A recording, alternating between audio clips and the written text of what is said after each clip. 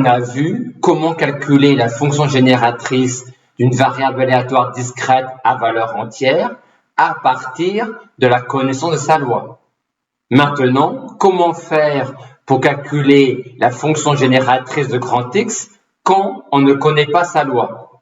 On regarde alors si grand X ne peut pas être vu comme la somme de variables aléatoires mutuellement indépendantes et à valeur entière, car alors la fonction génératrice de grand X est obtenue en effectuant le produit de chacune des fonctions génératrices des variables aléatoires xi. En effet, quand x s'écrit comme une somme de variables aléatoires discrètes, la fonction génératrice de grand X peut s'exprimer ainsi, et quand x1, x2, xn sont mutuellement indépendantes, il en est de même pour tx1, tx2, txn. Or, l'espérance d'un produit de variables aléatoires mutuellement indépendantes est le produit des espérances. Voyons maintenant quelques exemples d'application de cette situation-là. Dans cet exemple, on me demande de calculer la fonction génératrice de grand Z.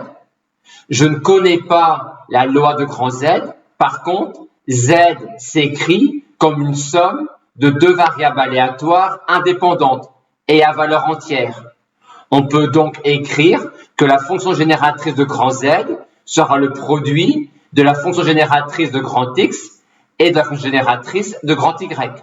Et la fonction génératrice de grand X, ainsi que celle de grand Y, pourront être calculées grâce à la connaissance de la loi de grand X et de la loi de grand Y, comme nous l'avons vu précédemment.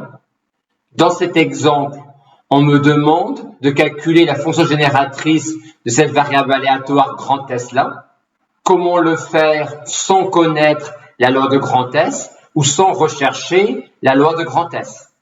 Grand S est défini comme la somme des points obtenus quand j'effectue avec remise n tirages dans une urne qui contient 4 boules me rapportant respectivement 0, 1 ou 2 points.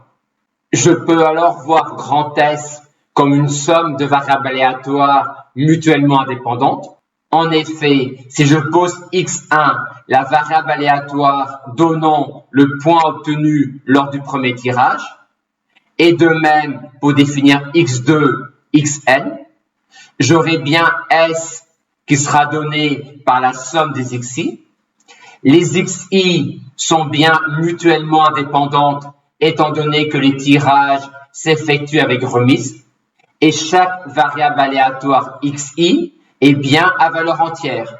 Je vais donc pouvoir calculer la fonction génératrice de grand S en calculant la fonction génératrice de chacune des xi.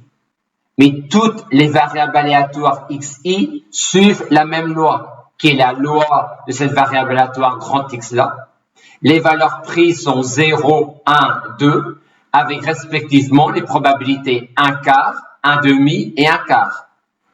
On peut alors facilement calculer la fonction génératrice de grand X, qui est celle de tous les xi, et la fonction génératrice de grand S, qui est le produit de toutes les fonctions génératrices des xi, est alors obtenue en multipliant n fois avec elle-même cette quantité-là, ce qui me donne bien cette expression-là pour la fonction génératrice de grand S.